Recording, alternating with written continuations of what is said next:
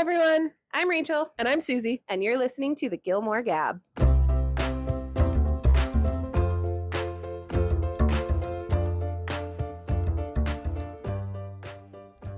Okay, so the Gilmore Gab. Yep. Episode 3. Episode 3. We're going to start with Lorelai's guys. Yes, we are. And we're going to start right at the bottom of the cesspool. Yes. With Christopher. So, everyone's favorite guy to dislike. So favorite of so many people, to the point that when we were looking at gifts to send each other, we could only find 2. Only 2. One that contained Luke when he and Luke got in that fight in front of the gazebo, and one that had weird stickers on him that was basically like he's cheap and he's bad and don't pass go. Very discounted. Yeah. So I thought that was kind of funny. It was so funny. So he is so disliked that nobody even wants to make gifs about how much they dislike him. It's true. Do you think that affected David Sutcliffe's career? Is that the actor? That's his actor. That's so his terrible. name. I mean, didn't you say that he's like in a bunch of Hallmark movies? Yeah, but that's not necessarily a bad thing. So you're asking if it affected just in general, not necessarily good or bad? Because the only other thing I have seen him in is Hallmark movies. I don't think I've seen him in anything, because I feel like I would viscerally if I saw him in anything.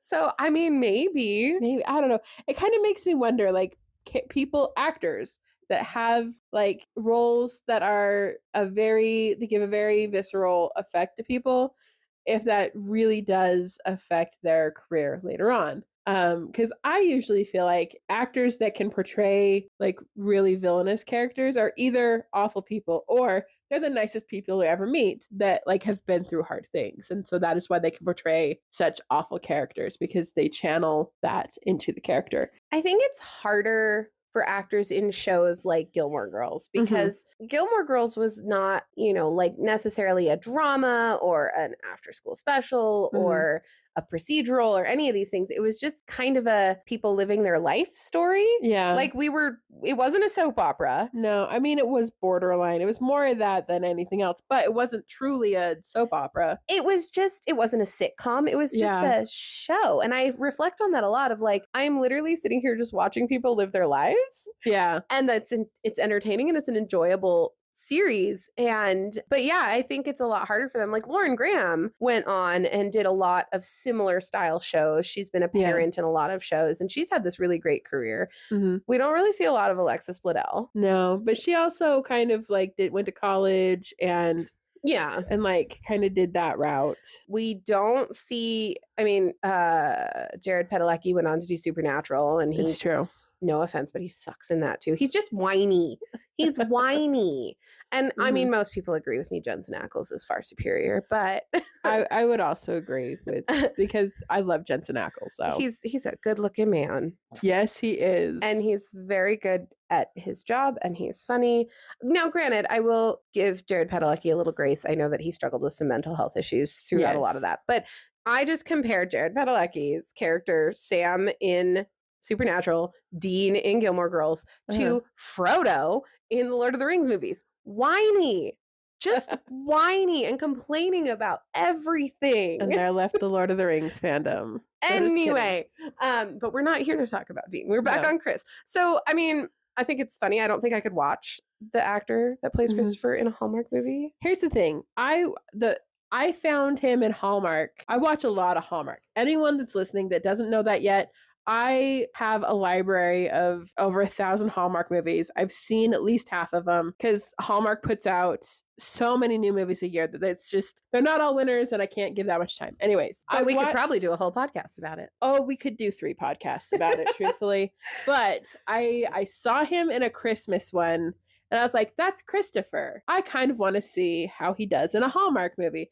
And the number of actors that have been on CW shows that have now transitioned to Hallmark is pretty high. So it's kind of funny. When I was watching Gilmore Girls, I believe, on my most recent rewatch, I was like, they're on Hallmark, they're on Hallmark, they're on Hallmark, they're on Hallmark. Yeah, a lot of transition over to Hallmark, which is kind of, that's a whole other thing. But I saw him in this one, and I can't remember the title of it right now, but I watched it specifically because I knew he was Christopher, and I wanted to see how he did in a Hallmark movie.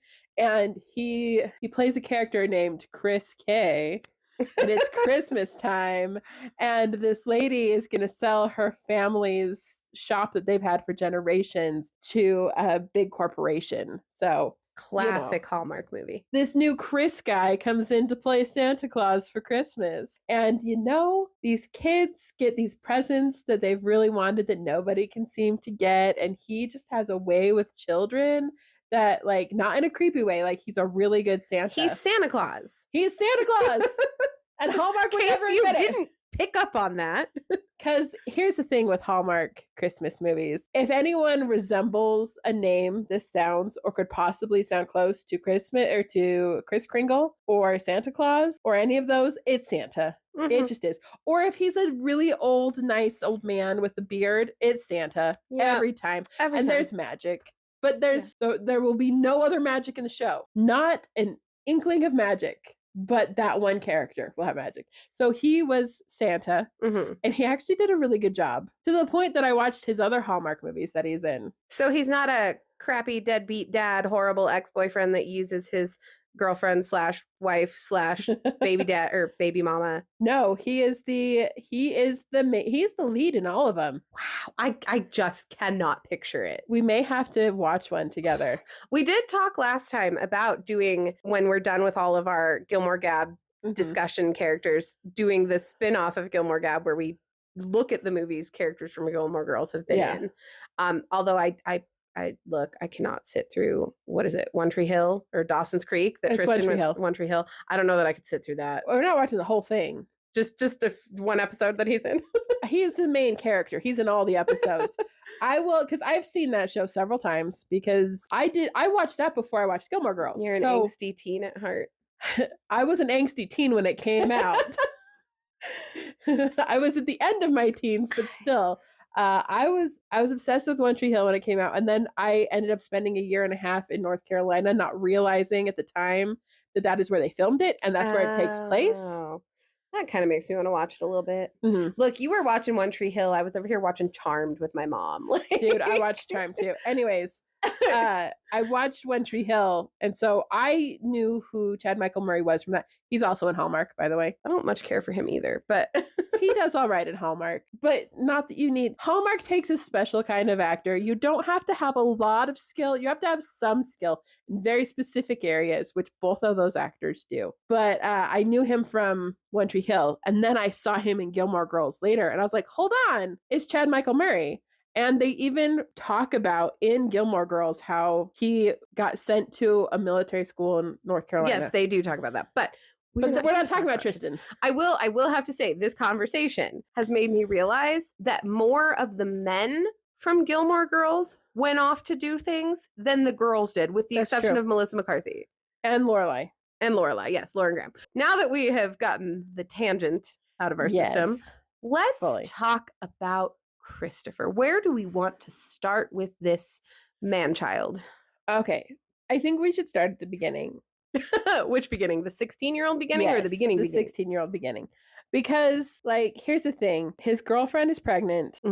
He's probably scared out of his mind. 100%. And kudos to him for being willing to get married and to do the right thing. And, like, he was willing to at that point. Willing is an interesting choice of words there, because I don't know that it was necessarily like a willingness, more of a obligation. An expectation. He knew that that's what was expected of him. And, I think at the time he loved Lorelai. They both knew that's not what either of them wanted to do. But I think that I think we see this throughout the whole series. He just kind of accepts things that are thrown at him, no matter what they do to his life. If they derail his life, okay, whatever. If they make his life better, cool, whatever. And I think that was one of those moments where it's like he knew that poop was going to hit the fan. Yeah. And the right thing and the best thing to do and the expected thing to do to keep everybody not mad at Christopher, because that's the other thing about Christopher. That's true. Was to marry her and work for his dad or her dad and quote, do the right thing. Yeah. So I don't know that it was necessarily a check mark in the good for you, Chris box, just because he's that kind of person where anything that makes him look good or is good for him or works out for him or keeps people liking him. Mm-hmm. I guess I've just known people in real life that have been in that situation where the guy wasn't willing to step up. Right. And so a half a point to him, a half a point. I mean, he didn't just run away at 16, so okay, I will concede the half point. But after that point, the only thing we know about his relationship with Rory is that they have a call every Sunday, and that's about it. Yeah, I think, first of all, I feel like we need a whiteboard so I can start keeping track of his points. We're just giving the boys a point system. But I think that this was just a fault on the writers because they kind of went back and forth on he's never around, he's not really great, he doesn't show up. Oh, but he always shows up for this call. Yeah. But we can't count on him to be there. Mm-hmm. But you should have a relationship with your dad because he doesn't suck, but he sucks. Like they went so back and forth with it that I don't know if it was just an error in the writer's part, which I think we talked about this last time about how the continuity errors occurred because it was so long between episodes they didn't think you'd catch them. Yeah. But that was such a big plot point in Rory's life. Yes. And it becomes a big plot point for the whole series that to go with this, they have a regular call, but also he's never around, he doesn't show up, you can't count on him, was confusing to me. That's true. And I almost wonder if the writers used him just whenever they needed to infuse conflict or, break things up a little bit because for an example, the episode where Rory graduates high school, everyone shows up except for Christopher, and Lorelai says that he was on a business trip or something. He was working, and that's why he couldn't come. And I mean, I remember when I graduated high school, I'm the youngest of 8 children. My parents had been through this many times. They easily could have phoned it in for me because none of us wanted to sit through that graduation ceremony. My mom was working full time. She had to put her schedule in a month and a half in advance, and she still made an effort to take the entire day for my graduation off because she's like, I don't care if this is going to be boring. This is a big deal. And you need to see that this is a big deal and we care about you and we will celebrate for you and with you of this big deal. And that's, it's a little thing, but like the fact that Christopher put work ahead of that says a lot to me about, and maybe they weren't trying to make it that way. Maybe David Sutcliffe just wasn't available. But the fact that he did not show up for his only child, well, he had 2 at that time, but like still. At her high school graduation? Yeah. Oh, yeah. She graduates in season 3. Yeah, and then she goes to Yale, and that's when Sherry's like, it's just down the... Yeah, okay. Yeah. But anyways, the fact that like he has a daughter graduating high school and he doesn't make the effort to be there. Considering at that time that was when the whole Sherry thing was unfolding, do you think the business trip was a lie? Because he didn't want to have to deal with showing that Sherry was a thing at that time? Because was that before or after Sherry came into the picture? That was after because the end of season end of season 2, because it's the season 2 finale that Lorelai and Christopher hook up, and he's like, my relationship with Sherry is done. And then he finds out she's pregnant. Yes. And that's season 3, episode 1. And it's the end of season 3 or 4. I don't know. They all run together in my head. It's true. And I binged the whole thing in 2 weeks. And I was binging it slowly but surely. And every time something would change, I was like, what season are we in? Oh my gosh, I'm already in this season? So I'm looking it up while we talk about it. Well, you look at that. Because that is important. But I'm pretty sure, Sherry has the baby while Rory is at Chilton still. Because she shows up to the hospital in her Chilton uniform. Right, because I misspoke when I said it was like, Yale, because she hadn't decided on Yale yet. Yeah. So it was how close Harvard was, because they were in Boston. Yes, because Sherry was like, you can come over on the weekends from Harvard. Yeah, which wild. Yes. Oh, gosh, the things I want to say about Sherry. She gets her own episode. They all do, let's be honest. Everyone gets their Everybody's going to end up with their own episode. Yeah.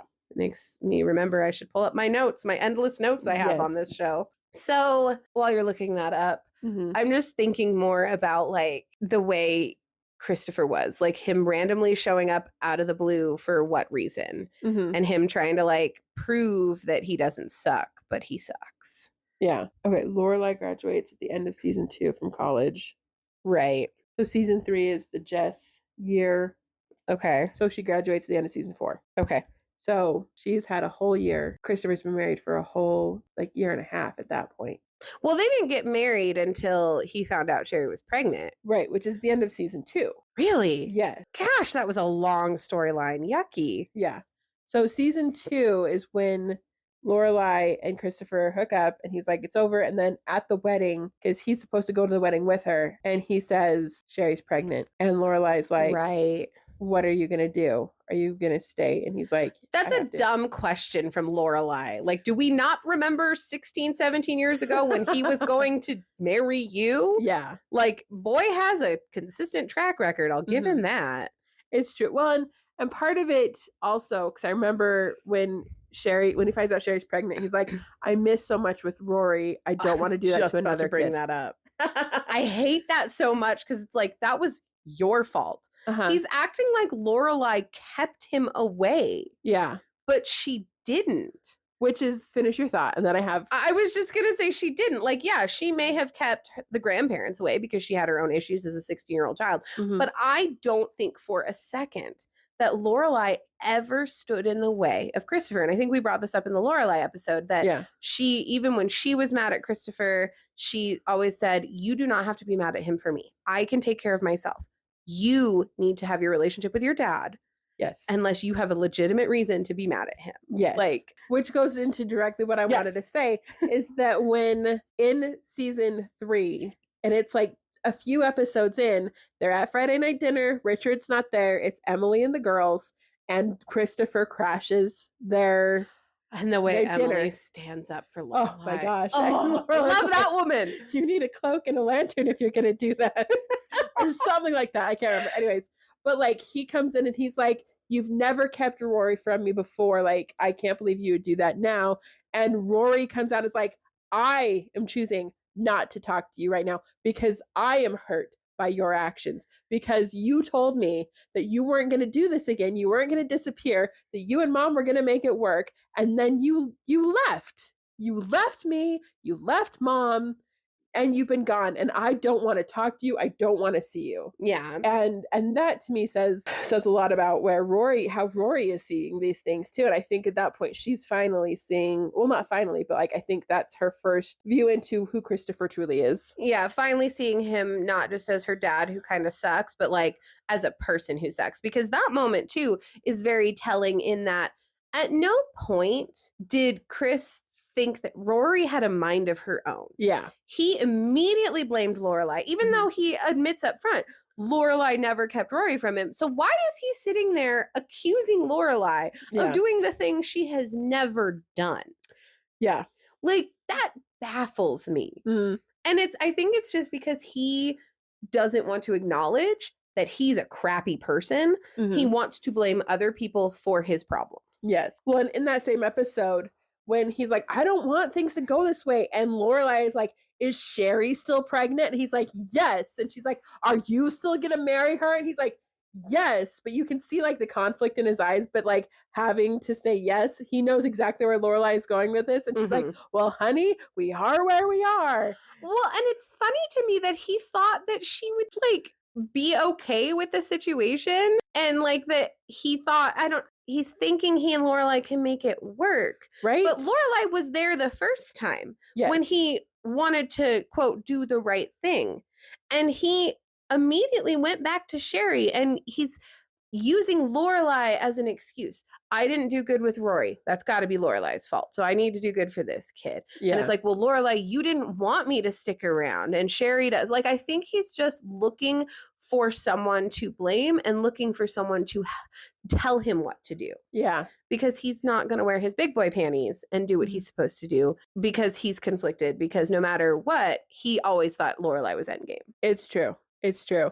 Well, and I feel like that also leads into his whole career choice throughout the entire show, because in A Day in the Life, he's working for the family company, right? Even though he's mega ultra rich, he doesn't need a job. Well, and I'm super confused about what he did ever. Because early on, he was always bouncing around. Yes. And then it was classic deadbeat dad vibes. Yes. Rich deadbeat dad vibes was, oh, I'm going to be a part of this tech startup. I mean, Logan did the same thing. That's like the one parallel that kind of bugs me. But like Logan actually tried. It's true. Whereas Christopher I feel like Christopher all the time was just looking for a free ride. Yeah. And then like when he was like on a business trip and he had this steady job, we never found out what he actually did. Yeah. Like why was his job such a big secret? And also like why was he traveling so much for that job? Yeah. And then what happened when ultimate karma smacked him in the face and Cheery runs off saying, I can't handle a baby. You can bring her back to me when she's old enough to wear ballet shoes. Yeah. And then like he can't just take off and travel for business trips. He's got a baby at home. Mm-hmm. A baby that he does not know how to say no to. Oh my gosh, when Lorelai watches her when she's like 3 or 4. Oh, that as a parent and a former nanny and a former teacher, the absolute rage I felt at Christopher for being like, you can't tell me how to raise my kid. Like, bro, your child is walking all over you. Right? And you would think the person who raised a child by herself because you didn't want to be around might know what she's talking raised one about. of your children by herself. He just thought that she would just be just like Rory because all kids are just like, no, there is nature versus nurture, sir. Yes. And that is Chery's baby. Yes. So nobody was surprised that she was a little terror. Mm-hmm. And I mean, really, with Rory, like, because she takes so much after her grandfather and stuff, like, it actually kind of makes sense that she's very bookish and kind of quiet and would be kind of a mellow kid because, like, she takes after Richard a lot. Which nature versus nurture is interesting in that one, too, because, like, Lorelai is not the bookish. She's not, she's the partier. She likes to have fun. She's the extrovert. And Rory leans a lot more introvert like her grandfather, which is funny because she didn't have a real relationship with him until she was 16. I think that stems from where they lived, though. That's true. Because even though Lorelai was very fond of being the fun mom and doing all these fun things, they lived in a tiny town. Yeah. And so there was not as much they could do.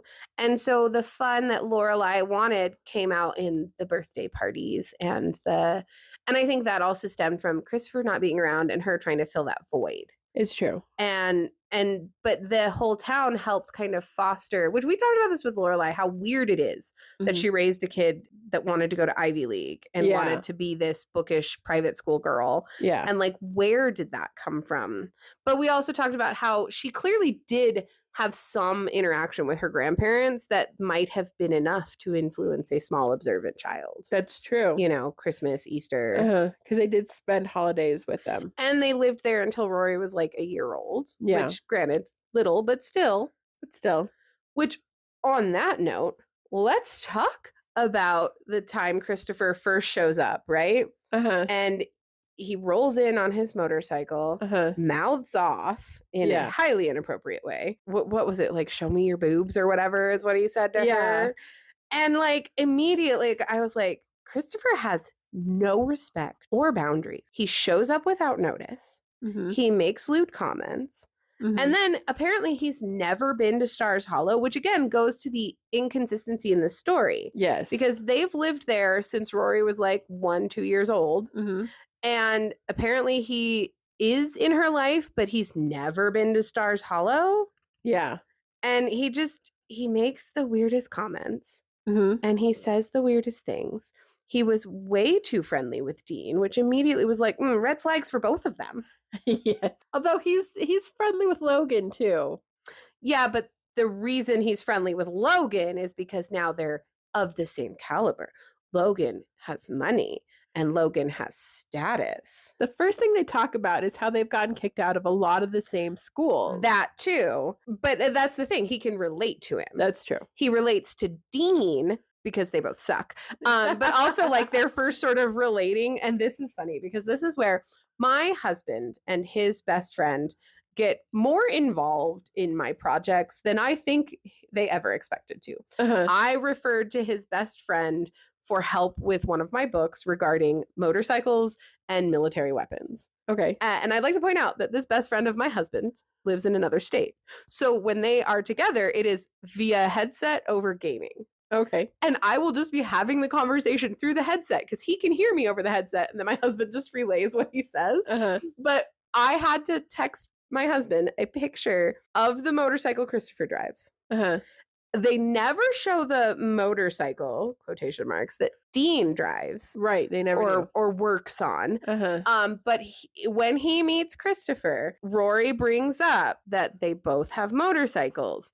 And it is a 2000 Indian, which I believe is Christopher's. Mm-hmm. That's a fairly new model for the show. And an 86 Suzuki. And what cracked me up when I watched it, and I had to make a note immediately, was that Dean was like, oh, that's a cool bike. And then he tells Christopher what he drives. And Christopher's like, yeah, that's cool. And I was like, is it though? So I texted my husband. He was asking his friend. I was sending them pictures.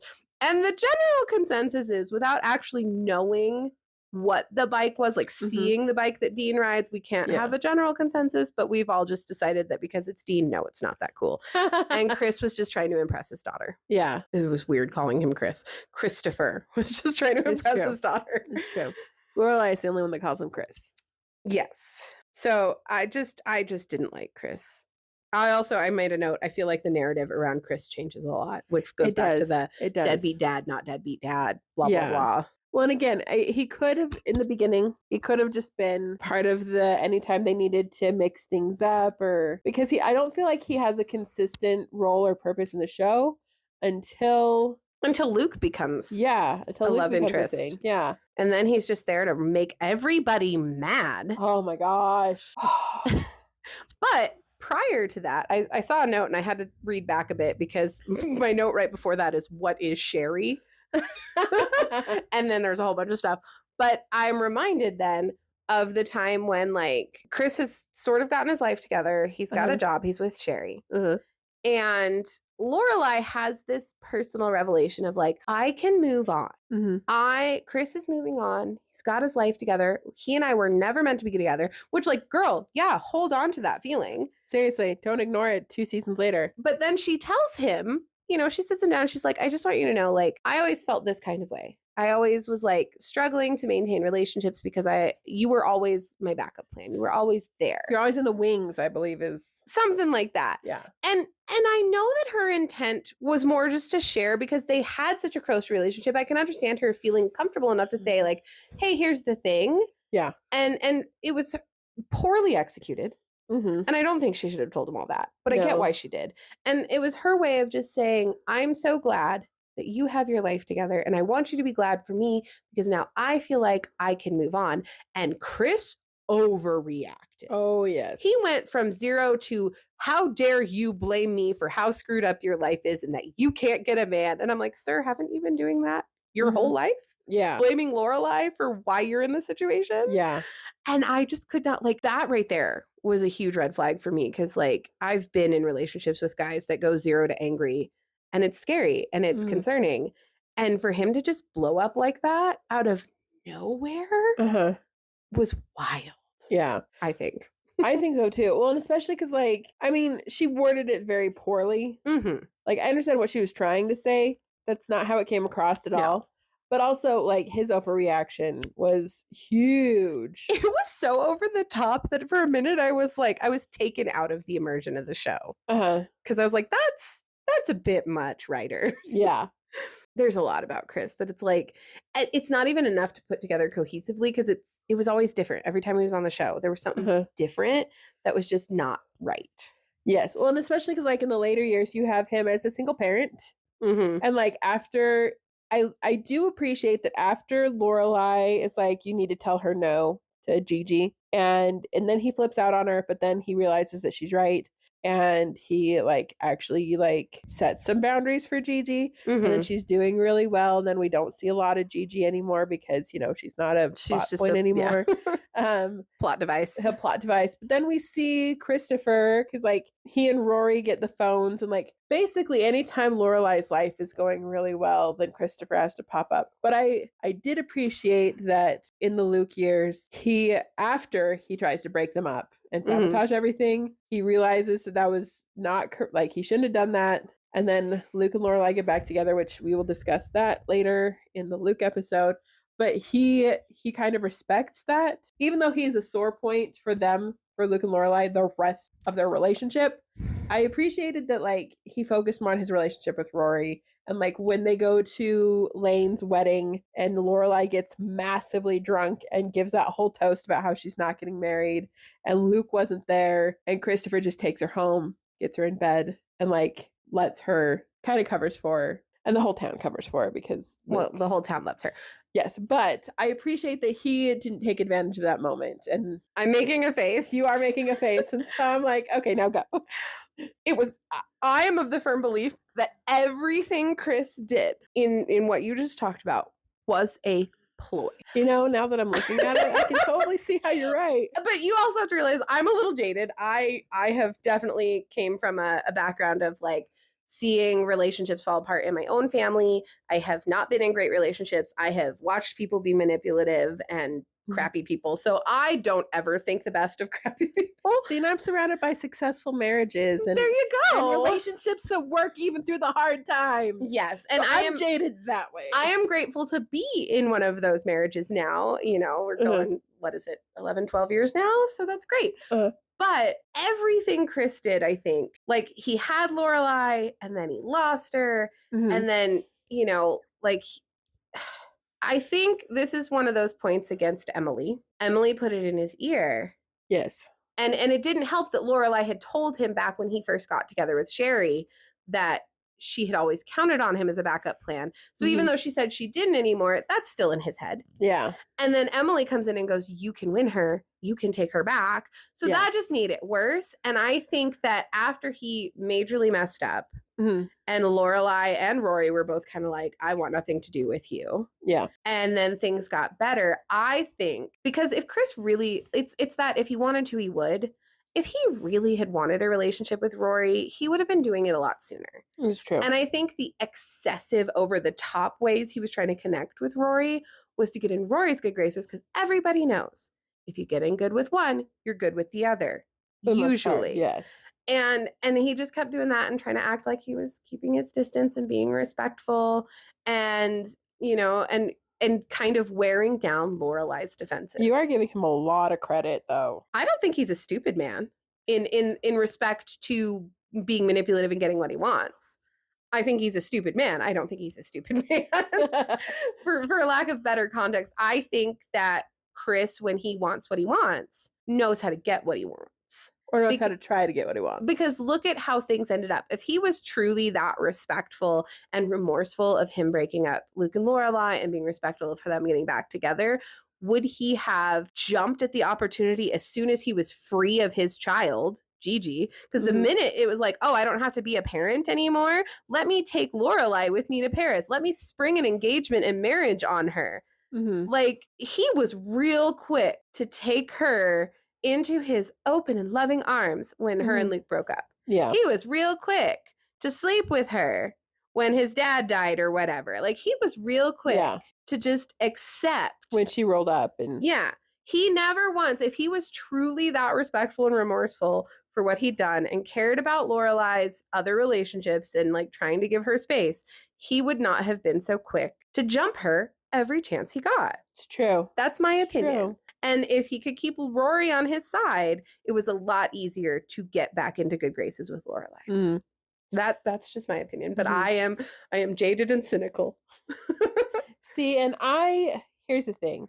I'm not opposed to they did get married. I'm opposed to when they got married because I'm opposed to the whole thing. I get that you believe that they needed to get married, but anyway, continue. Sorry. I do think that. I think they needed to get married because I think they both needed to see that they weren't actually meant for each other. Although on this past rewatch that I just did, it was interesting because I think it's Suki that brings up to Lorelai, if Luke didn't exist, would it still be Christopher? Yeah, she does ask her that. Yeah. And it's in that moment of like when they're married now and she's anxious about bringing him around the town. Yeah. Which to me reads Lorelai's not 100% sure she made the right choice. Yeah. And is anxious. Yeah. Well, the town doesn't like him. Well, why would they? He's trying to change her. I think we mentioned this last time about they were in the grocery store and she's grabbing Pop-Tarts and and he's taking them out because he wants them to be healthier. And he forces a plasma TV into their cute little living room. And he's trying to change everything, which huge contrast to Luke, who actively was going to buy Lorelai a new house for them to be in, but she loved her house so much that he just made it work. Yeah, he did a whole addition to it. And Chris just wants to change everything.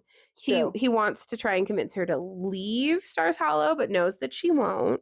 So then he's just trying to like force himself into Stars Hollow, but nobody wants him there. And I don't think it's just because of the Luke thing. I think it's because he has not been existent in their girl's life. Because let's be honest, those are the Stars Hollow's girls. Yes. And not just in Lorelai's life, but Rory's life. Yeah. They raised that girl.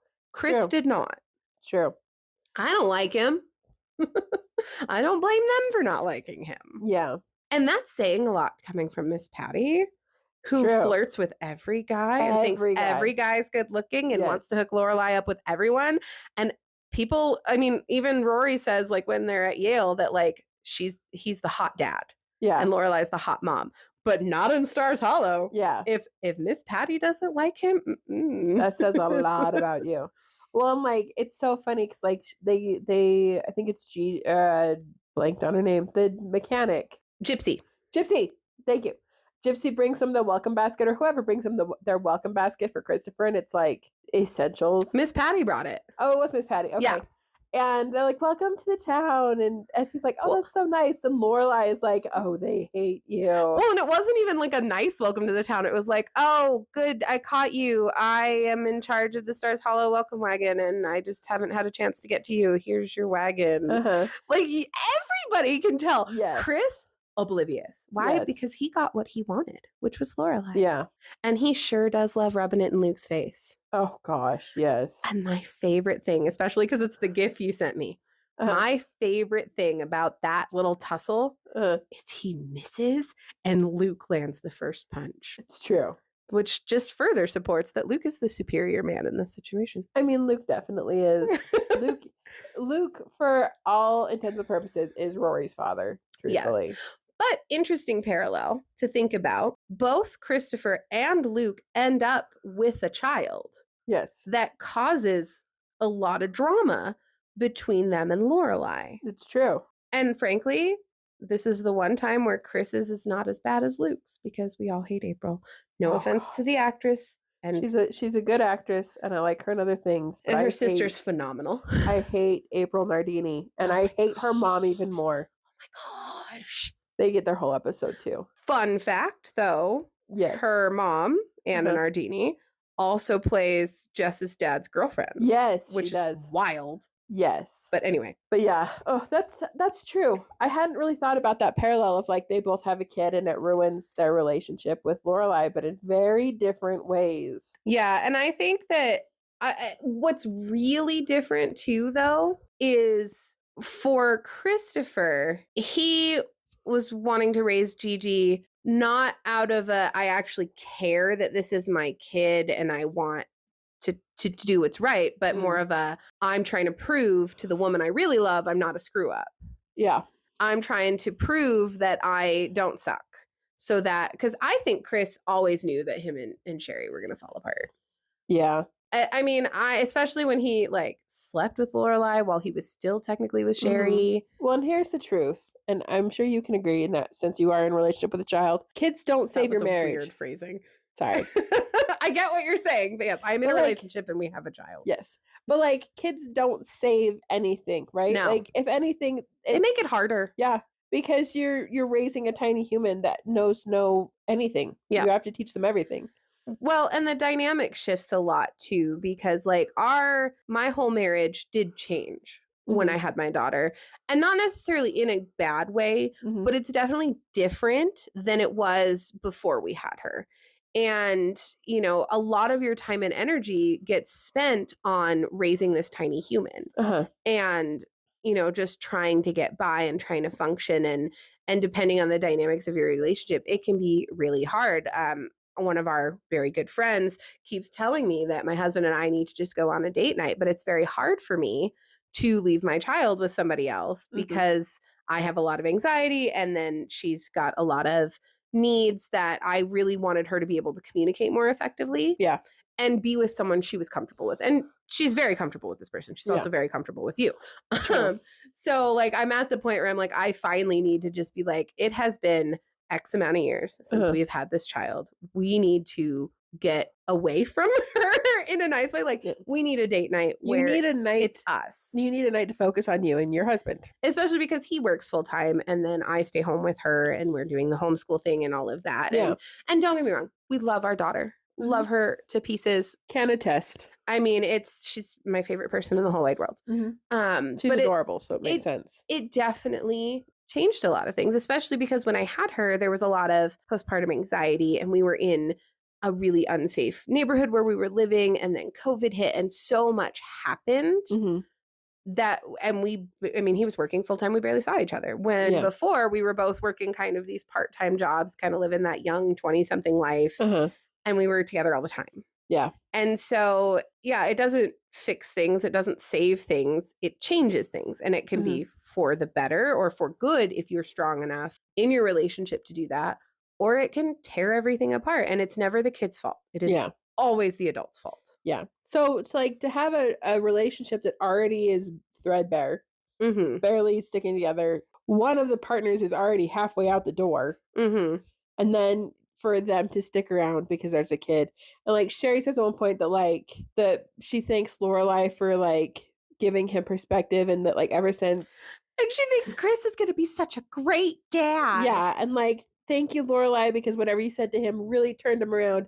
And he has just been there 120%. She didn't say anything. She slept with him. It's true. Well, she did say, is Cheery still pregnant? Yeah, at that point. Look, I gotta be honest, I can't help but wonder if Cheery always had an escape plan, though. With how much, I mean, this is a whole episode in itself, but with how she like planned the birth and planned all these things and had all these rules. She was already mad at that kid because she came before she was supposed to. It's true. And then she was just like, nope, can't do this, and just walked out. Yeah. And then 3 years later, she's like, well, now she can dance and she can talk, and so I want her now. Wild. So wild.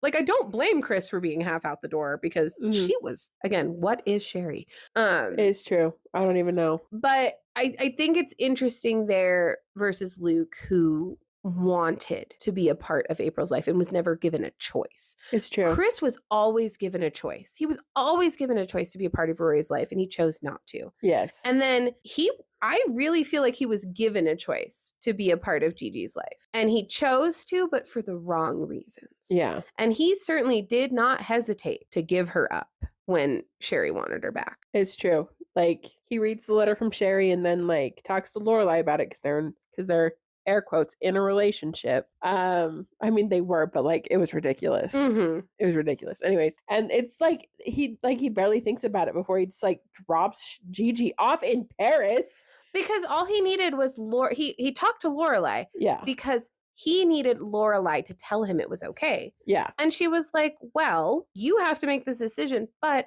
it would be good for Gigi to know her mom, especially if Cheery wants to. Because that's all Lorelai wanted from Christopher. Yeah. Was for him to want to know Rory. Yeah. And to be a part of Rory's life. Yeah. So she was looking out for Gigi in that moment. And Chris was looking out for Chris. And I feel like this is also a really good point with Christopher to talk about the undoing of Christopher and Lorelai, because the final nail in the coffin is that Christopher finds the letter that Lorelai wrote. Yes, the character witness for Luke. And Christopher, I think in that moment, realizes that he will never be to either Rory or Lorelai what Luke already has been to them. Which actually goes to one of the final notes I have on Christopher in my phone, which is that Christopher was trying to put himself into an already established family. Yes. He was trying to fill a void that didn't exist and trying to be what he should have been years ago. Yes. And trying to change what already existed. He was trying to be this like parent to Rory weirdly, and he was trying to kind of like be a part of decision making with Lorelai in a situation where he couldn't. Yeah. And I think that character witness was a great thing for him to find, because it's like Luke was at the birthday parties. Luke did this, Luke did that. where were you? And it's also funny because this has been brought up to him to his face before by Luke, asking where were you when she had the flu and would only eat chicken noodle soup, when she graduated from high school, when she moved into college and I had to move her mattress out of the apartment and into the apartment and back in and but in that moment it's all anger and and it would be easy for Christopher to disregard that, but seeing that letter which says basically the same thing, and when Luke asked Lorelai to write it, I was like, it has to be Lorelai because she's the only one that can truly give a character witness of him as a father because she's the only one that's seen it. I mean, the town has seen it, but not the way Lorelai has. Yes, as the parent of the child that Luke was essentially fathering. Yes, and that says a lot about her and Luke's relationship beyond the romance. Them as parents, because they're the only two that have truly seen each other as parents. Well, even in the Jess situation too, Lorelai had really firsthand experience with Luke's parenting of Jess. Yes. Yeah. And even which we will talk about that in their episodes too, but that moment of Christopher finding that letter and realizing, I think truly realizing without malice, this guy is my daughter's father more than I can ever be. And especially because Lorelai writes in there, once Luke Danes is in your life, he is in your life forever. And I think that was the nail in the coffin for Christopher and Lorelai in Christopher's mind. It was the moment he realized that he could never have a place in this life that they established. Yes. Because he never had it to begin with. It was never offered to him. And it never could be. I mean, I think it was offered. I think Lorelai made the effort and he just didn't take it when he should have. Yeah. And that's unfortunate for him. But I think both girls are better off for it. I think so too. And again, it got, you just look at every time Chris tried to be a part of their lives, he was trying to befriend Rory's boyfriends when really he should have been the adult in that situation. Yes. He shouldn't have been bragging with Logan about all the boarding schools they got kicked out of. Yes. And he was very much broing out instead of being a father. Yeah. But I would like to talk about also while we're talking about Christopher is at the end of A Day in the Life, his I think he's only has one cameo. I don't know. I haven't rewatched it yet because we said we weren't going to talk about it in the depth until later. Okay. And I didn't want to make myself angry. I will just make one point. I've seen it, so you're fine. Because Rory goes to Christopher and she's got a bit of a chip on her shoulder when she's talking to him about how he raised Gigi and how he raised her or lack thereof, right? And kind of I can't remember. Because even though I watched it recently, they have a discussion about his parenting, basically. Because we don't know it yet at that point, but she knows she's pregnant. Yeah. And even though they don't say who the father is, I have my suspicions. And I think the person who's the father has the suspicions too, because he's been real candid in interviews about it. I'm giving you a very confused look. The person I think it is, he knows. I mean, the actor knows. He was told. Interesting. Is it? Oh, my favorite. Okay, that's what I thought. I'm 100% sure. Because that's who it would make sense. We're being cryptic on purpose. Being cryptic on purpose. This will come later. Oh, yes. A major reveal later. Keep listening to our podcast. It's one of those moments where I'm pretty sure he even said, I think he's the only one that Amy told. He might not be the only one, but he was told. Okay, but it's the most logical sense. It is 100% the most logical, and I think it's the only way that people would walk away from A Year in the Life not absolutely despising it to the extent of the cursed child in Harry Potter. Yes. Is if they either kept it open and let the fans decide for themselves, or if he was the choice. There is no other outcome that would have ended well. I think for them. But anyway. But this fits in perfectly because it makes more sense that she would go to Christopher and talk to him about it, if she felt like her mom should have given him more push to be a father or whatever, because she is struggling with this exact same scenario as Laura, other than she's not 16.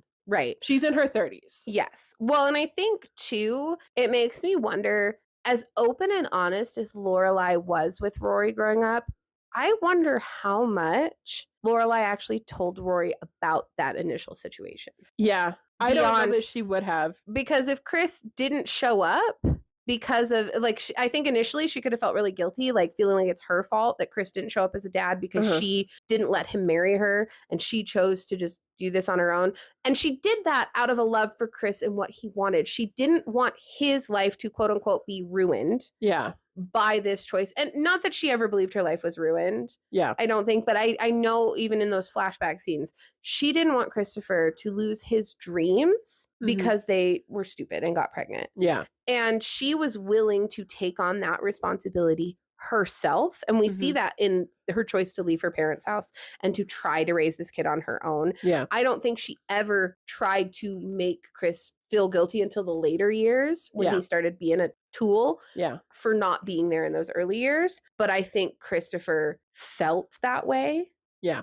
And so I wonder if Lorelai just didn't tell Rory that Chris had wanted to marry her. Yeah. Because she didn't want to feel bad or guilty or feel like it was her fault that Rory didn't have a dad. And I think later it just got too late to really have that conversation because Chris didn't show up. So why try to make him look good to Rory when he's already doing a great job making himself look bad?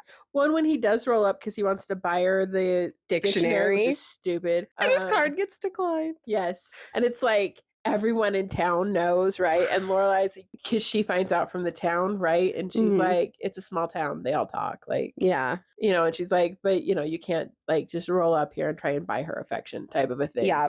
Well, and that's the thing, too, with, I find that interesting how I think a lot of things involving Christopher being wrapped up in Lorelai also stemmed from Lorelai being wrapped up in the public persona. Yeah. Because then when he first kind of shows up, she's like, well, he's Rory's dad. Like, whatever. Yeah, he's kind of a deadbeat, but he's here, blah, blah, blah. She doesn't really feel embarrassed by things. She's not terribly concerned by how he's like got his card declined or whatever. She's just like, you might have embarrassed your kid, dude. Like, think first.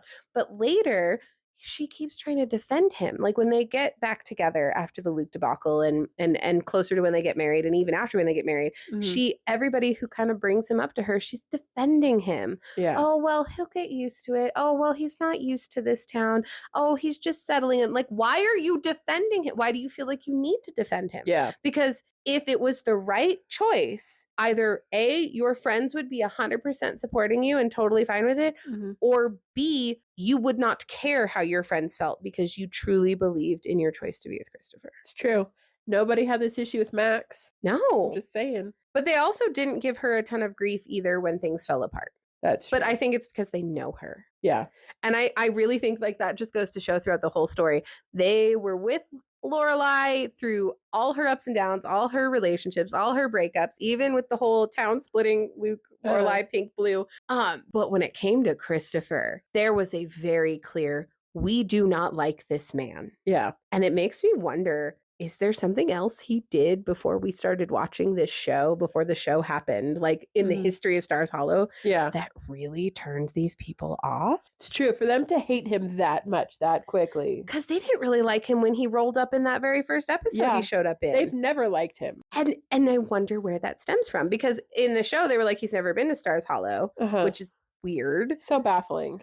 But so then like they really haven't gotten to know him. So is it his lack of presence in their lives that makes them not like him? Because even with Jess showing up and being the problem that Jess was in the town, not being a big fan of Jess, they still weren't as awful to him as they were to Chris. It's true. Like subtly, you know. Like they just, it was Luke's nephew. And even though he was a kid and he was messing up, he's Luke's nephew. And we're going to give them a little grace and a little space. And they would talk to Luke when there was a problem with Jess. Yeah.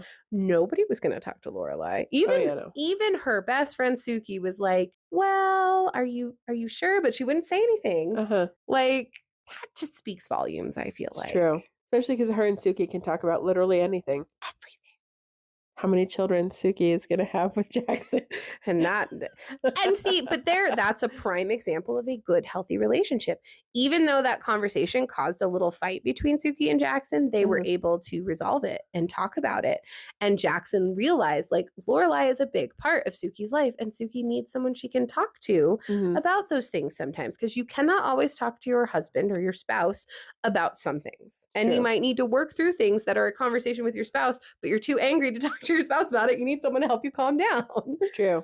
You know, and that's we'll talk about them, but like that was such a good contrast to all the Lorelai relationships was the Suki Jackson dynamic. Like beautiful goals. I would go sleep with the zucchini too. Oh like, my gosh. Sleeping with the zucchini. Even Michelle slept with the zucchini. And I love when they like realize that he literally is sleeping with the zucchini and they're like, yes. oh. I thought it was a euphemism. No, he's literally sleeping. What? And it takes them getting there. Yeah. But again, Christopher would never sleep with the zucchini. He would not. He absolutely would not. Not ruin those expensive Italian pants or whatever. Gosh. That he could only afford after his grandfather died and gave him money. But again, that just goes to show Chris's character is he was very materialistic. He cared about appearances, how he was perceived, yes, unless he had what he wanted, because he didn't really care how Stars Hollow perceived him because he had Lorelai.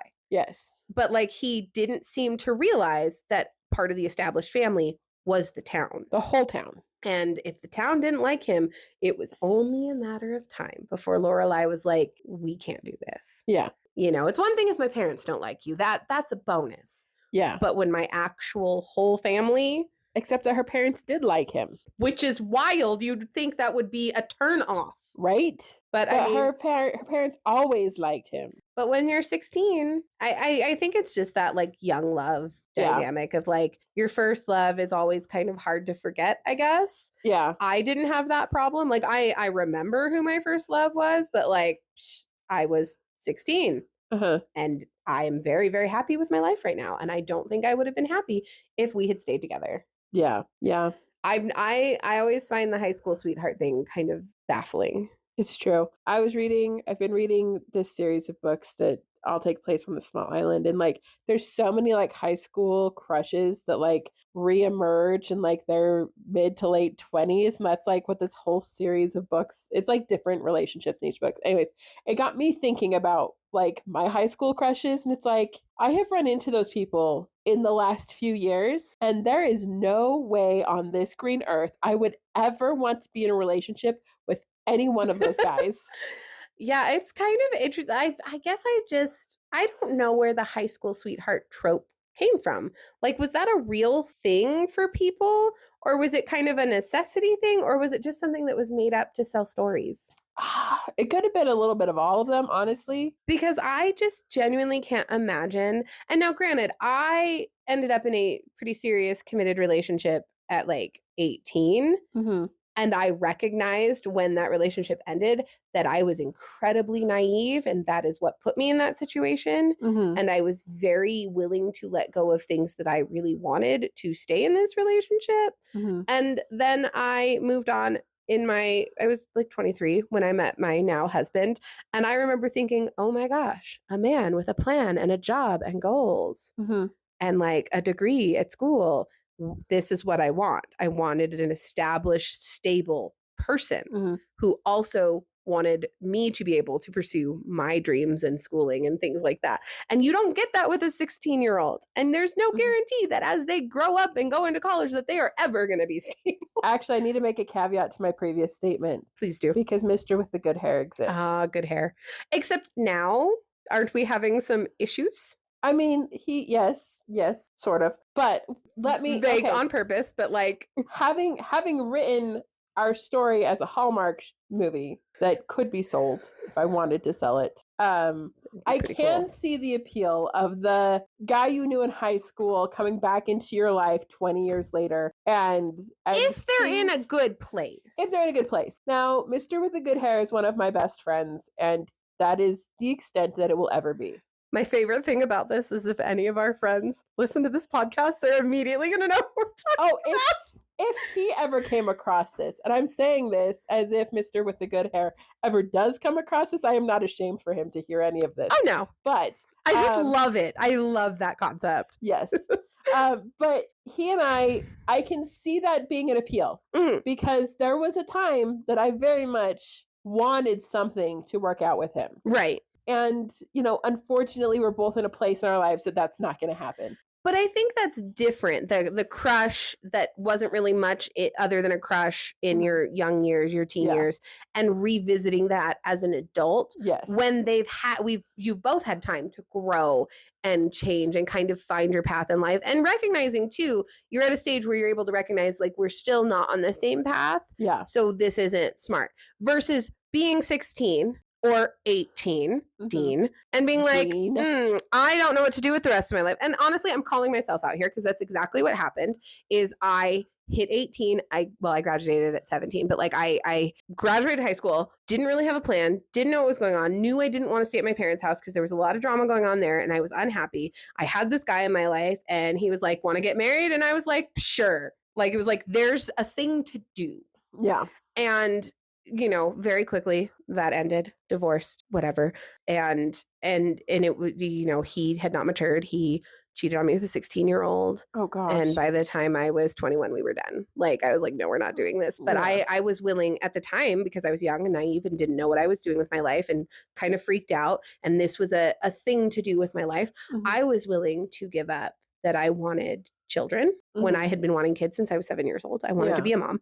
I was willing to move to Washington so that he could go to school on this full ride scholarship he would have earned, but he just decided he didn't want to do that. Like, I had been willing at a very young age to just kind of forego myself for this person.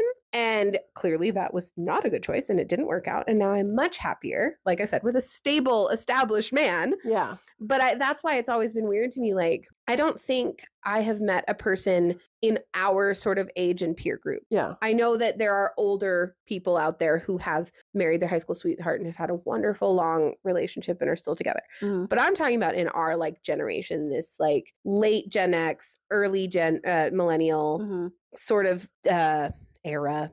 Generation. That's what I'm looking for. I don't know any who have married their high school sweethearts and are either still together or are happily still together. I actually do know a couple. Oh, yeah. They are very much the exception. Yeah. Like, very much the exception. Well, and I think knowing your background and like kind of what you grew up with and where you grew up with versus where I grew up. Yeah. I can see you seeing those exceptions. But even with where I grew up, because I grew up in a place that like it's that type of place. It's that type of place. Like the couple I'm thinking of specifically, like they had to work really hard. They had to work through a lot of things, but they did the work. And I think that's where the difference is that when you're 16, the idea of doing the work, you're like, oh yeah, I'm gung-ho for this. But then when the reality sets in. When life hits. Yeah. And even as adults now, like my husband and I, that's a conversation we have now. Because that's one of those things that shifted when we had our kid was that we actually have to put more work into our relationship. Yes. Because so much of our time and energy is spent on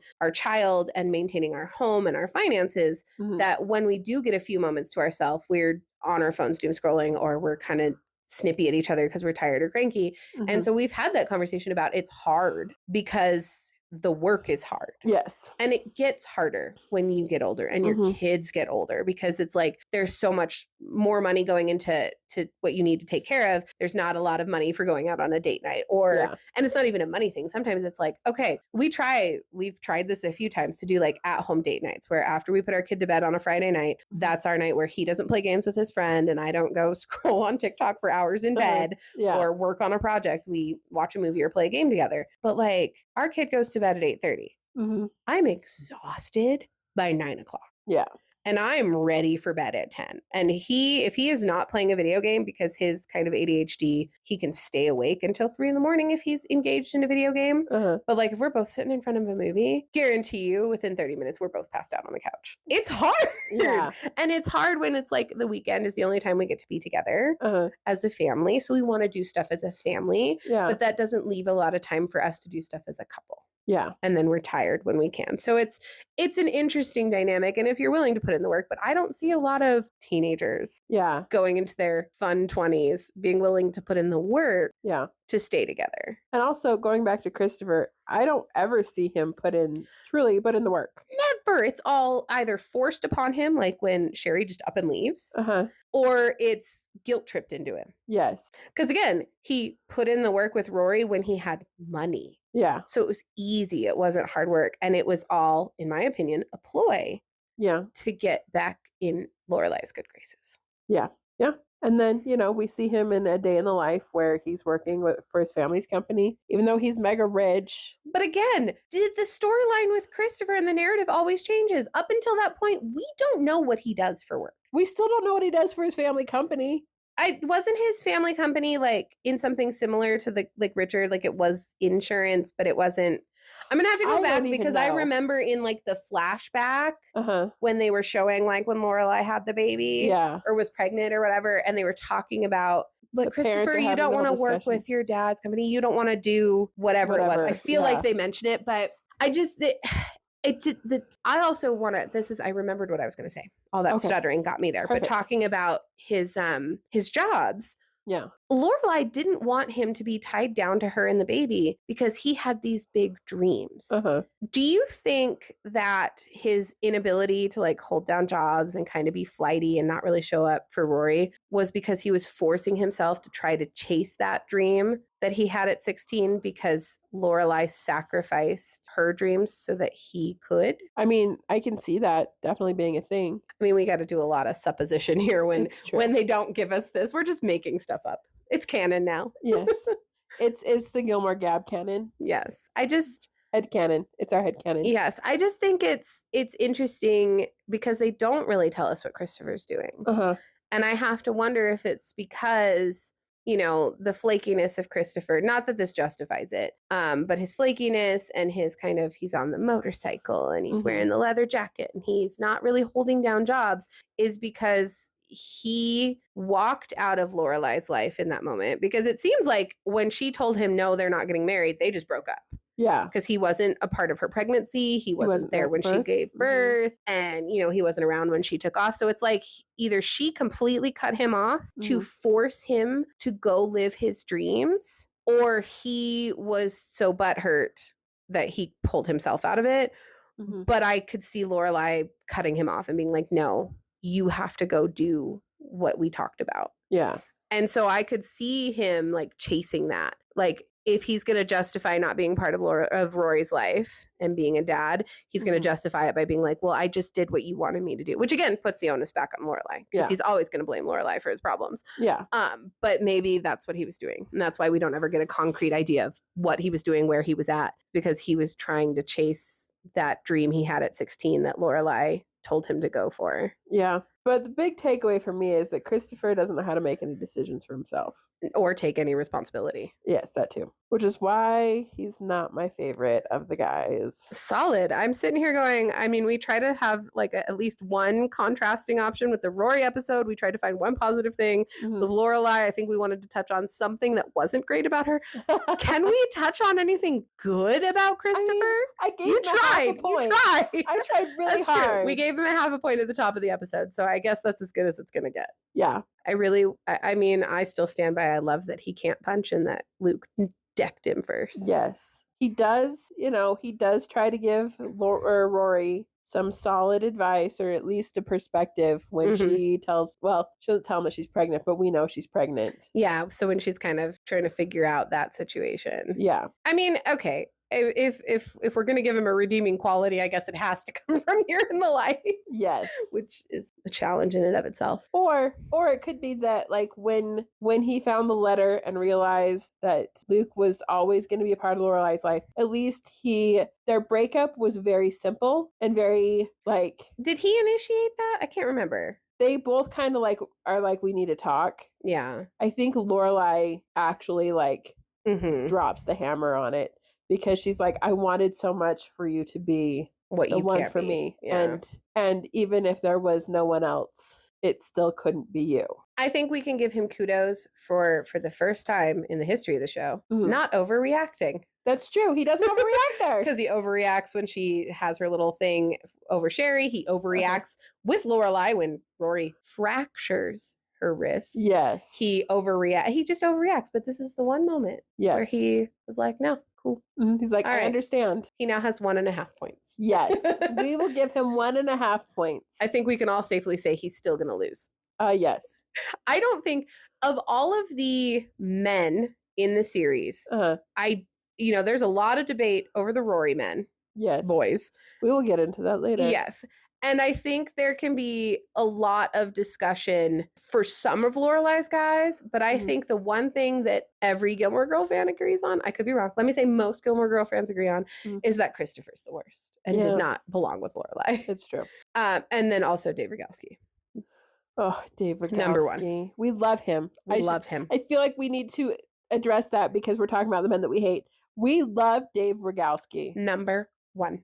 He left too soon. And so help me, if it weren't for the fact that he had to leave, I think, for another show. For the OC. Mm-hmm.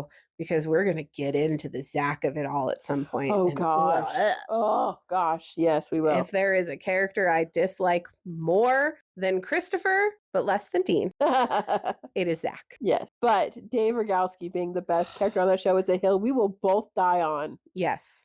100%. Absolutely. Lane deserved better. She did. And I think it's time to wrap up on that. Yes, it is. So there's the Christopher episode for you. The Christopher of it, if you will. The Christopher of it all. Yes. Okay, so next time, the next Lorelai guy will be a surprise. Yeah. Mostly because we don't know yet. Should we do Digger next? Yeah, yep. I guess we're going from the bottom up, and I have a visceral reaction to Digger, so... Jason Stiles? Jason Stiles. Was it? Yeah. All right. Yeah. We will talk about Digger next. Oh, man, it's going to be a rough couple of episodes if we have to keep talking about things we hate. I'm excited about it. I'm here for it. I mean, yes, because then we get to wrap it up with a neat little bow at some point. Yes, we do. All right. Well, thanks for tuning in. Yes, we'll talk to you next time. All right. Bye. Bye. The Gilmore Gab is created and produced by Rachel Llewellyn and Susie Carmichael. Music by Kevin MacLeod. Follow us on Instagram at Gilmore Gab Podcast and sign up for our newsletter on Substack. You can also subscribe to our paid Substack for early access to new episodes and exclusive content. The Gilmore Girls show and characters are the exclusive property of Warner Brothers Entertainment. Warner Brothers Entertainment is not affiliated with, nor does it endorse the Gilmore Gab Podcast.